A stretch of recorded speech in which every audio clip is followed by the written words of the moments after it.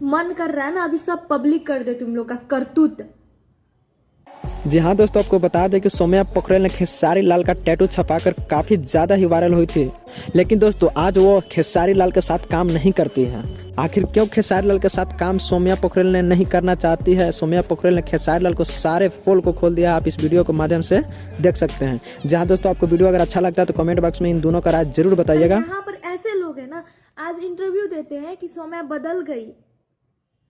क्या इतना अच्छा निकल रहा है ना, मन कर रहा है ना अभी सब पब्लिक कर दे तुम लोग का करतूत।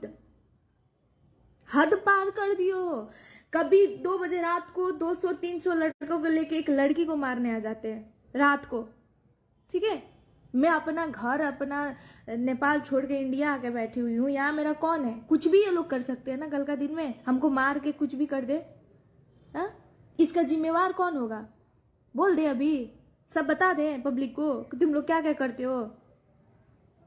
बताइए। ठीक है, मैं काम नहीं कर रही हूँ तो उतना काम आप दो हमको कि मैं नहीं करूँ किसी के साथ काम। 6 महीना 7 महीना मैं घर पे बैठी थी ना कि प्लीज भैया हमको काम दे दीजिए, प्लीज सर हमको काम दे। कितना काम दिया आप लोग बताइए कि मैं काम ना करूं किसी के साथ?